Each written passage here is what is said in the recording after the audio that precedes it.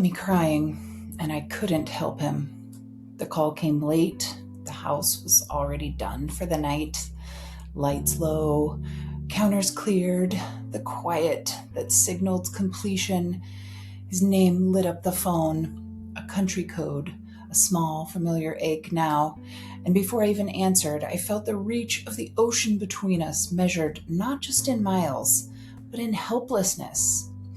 His throat choked, his voice wavered through tears, not loudly, not theatrically, just enough to tell me that something had gone wrong in a way that he could not untangle using his normal, jovial attention.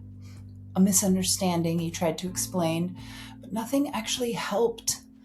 Language, custom, and expectation all braided together so tightly that pulling one strand only tightened together the rest. What he needed, what he would have reached for instinctively at home, would only make it worse here. What I knew, what had steadied him his whole life, did not translate. Every familiar solution made it worse. I listened, I slowed my voice, I asked careful questions that led nowhere useful. I couldn't put a hand on his back. I couldn't sit next to him. I couldn't let his nervous system borrow mine. I could not fix it. I couldn't even give advice without making it worse. The absence of all the usual parental tools was sharp. A hollow place seared open where action usually lived.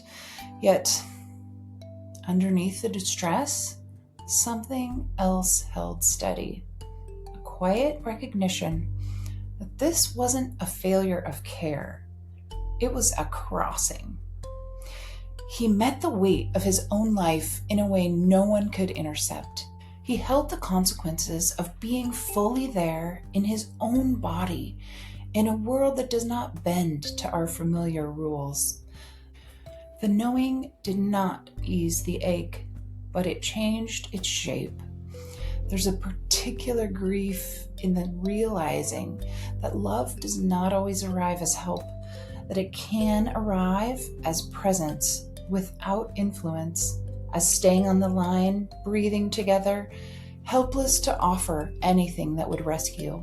It's not passive. It takes everything in a parent not to reach across the distance and try to manage what cannot be controlled. And then suddenly, he's gone. Responsibilities call. A good night and all our love and the distant connection severed. I was undone, but strangely calm.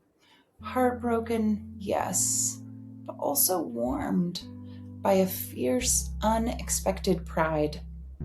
He was not asking to be saved, and all we could do was witness. But that, it turns out, is part of adulthood too. And as I walked slowly back to bed with a silent phone in my hand, the house felt strangely different, larger, quieter, as if something essential had shifted without asking for permission. I laid down for bed knowing there was nothing more to do because everything had already been done, even the helping.